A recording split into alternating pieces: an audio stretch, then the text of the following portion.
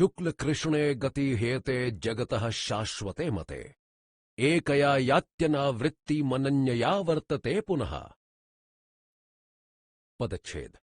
शुक्ल कृष्णे, शुक्ल तथा कृष्ण, गति अर्थात मार्ग, ही यानी निसंदेह, एते अर्थात ये दो, जगतः संसार के, शाश्वते अर्थात सनातन, मते यानी मानी गई हैं, एकया अर्थात एक से, याति यानी जाता है, अनावृत्तिम अर्थात वापस न आने वाली परम गति को, अन्यया अर्थात दूसरी से, आवर्तते यानी वापस आता है, पुनः यानी फिर। अनुवाद। निसंदेह संसार के ये दो प्रकार के मार्ग, शुक्ल देवयान तथा कृष्ण पितृयान, सनातन माने गए हैं। इनमें एक के द्वारा यानी देवयान से गया हुआ निष्काम कर्मयोगी वापस न आने वाली परम गति अर्थात ब्रह्म को जाता है, प्राप्त होता है। दूसरे के द्वारा यानी पितृयान से गया हुआ सकाम कर्मयोगी फिर वापस आता है, अर्थात जन्म मृत्यु को प्राप्त होता है। नैते श्रुति पार्थ जानन्य योगी मोहयति कश्चन तस्मात् सर्वेषु कालेषु योग युक्तो भवार्जुन। पदच्छेद। न अर्थात नहीं, एथे यानी इन दोनों को, श्रुति अर्थात मार्गों को, पार्थ हे प्रथापुत्र, जानन जानता हुआ, योगी यानी साधक, मुह्यति अर्थात मोहित होता है, कश्चन अर्थात कोई भी, तस्मात् अर्थात इसलिए, सर्वेषु यानी सब में, कालेषु अर्थात समयों में, योग युक्तः अर्थात योग से युक्त, भव यानी हो, अर्जुन यानी हे अर्जुन। अनुवाद। हे प्रथापुत्र, इन दोनों मार्गों को तत्व से व पूर्ण रूप से जानता अथवा समझता हुआ कोई भी साधक मायामय संसार के मोह में नहीं फंसता। इसलिए हे अर्जुन, तू सब समय सदा सर्वदा समत्व बुद्धि रूप योग से युक्त हो, अर्थात निरंतर मेरी प्राप्ति के लिए ही साधन करने वाला बन। टिप्पणी। देवयान एवं पितृयान रूपी दोनों मार्गों के मर्म व वास्तविकता को पूरी तरह समझने वाला साधक समस्त लोकों के भोगों को नाशवान तथा तुच्छ मानता है, अतः वह किसी भी प्रकार के भोगों में आसक्त नहीं होता और निरंतर परमेश्वर की ही प्राप्ति के साधन में लगा रहता है। यही यहां न मुह्यति का अभिप्राय है। भगवान ने अर्जुन को सब काल में योग युक्त होने के लिए कहा है, अर्थात केवल उनकी ही प्राप्ति के लिए निरंतर भक्ति प्रधान कर्मयोग में श्रद्धापूर्वक तत्पर रहने के लिए आदेश दिया है। इसका यह भाव है कि मनुष्य जीवन बहुत थोड़े ही दिनों का है, मृत्यु का कोई भरोसा नहीं है कि कब आ जाए, इसलिए कर ले सो काम भजले सो राम।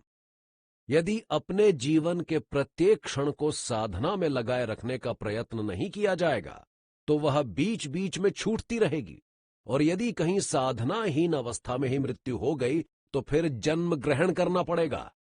अतः श्री कृष्ण जी अर्जुन को भगवत प्राप्ति की साधना में नित्य निरंतर ही लगे रहने का सत परामर्श देते हैं। साथ ही एक योग युक्त पुरुष की महिमा का वर्णन करते हुए वे कहते हैं, वेदेषु यज्ञेषु तपःसु चैव दानेषु यत् पुण्य फलम प्रदिष्टम अत्येति तत्व सर्वमिदं विदित्वा योगी परम स्थानमुपैति चाद्यम। पदच्छेद।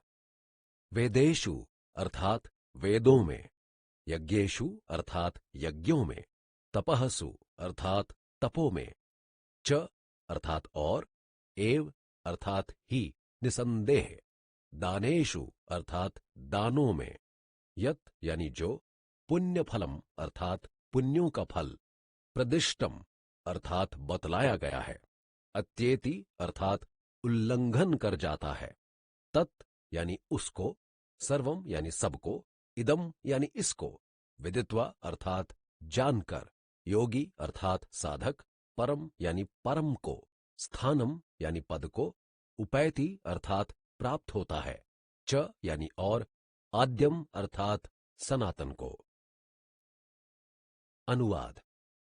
एक साधक इस समस्त उपदेश को तत्व से भलीभांति जान व समझ लेने पर वेद शास्त्रों के स्वाध्याय तथा यज्ञ, तप और दान आदि शुभ कर्मों के अनुष्ठान का धर्म ग्रंथों द्वारा जो पुण्य फल बतलाया गया है, उस सब को निसंदेह उल्लंघन कर जाता है, अर्थात बहुत पीछे छोड़ जाता है और सनातन परम पद को यानी पर ब्रह्म परमेश्वर को प्राप्त हो जाता है।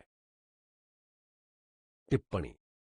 सब पुण्य फल को उल्लंघन कर जाता है, इसका तात्पर्य यह है कि वेद स्वाध्याय तथा यज्ञ, दान, तपादि शुभ कर्मों के पुण्य फलों से उपलब्ध भिन्न भिन्न देवलोकों तथा उनके भोगों को एक तत्वदर्शी योगी क्षणभंगुर, अनित्य, नगण्य एवं तुच्छ समझकर उनमें आसक्त नहीं होता है और उनसे सर्वथा उपरत तथा निष्प्रभावित रहकर उनका ध्यान तक भी न करते हुए उनसे कहीं दूर आगे निकलकर अपने गंतव्य पर ब्रह्म को प्राप्त हो जाता है।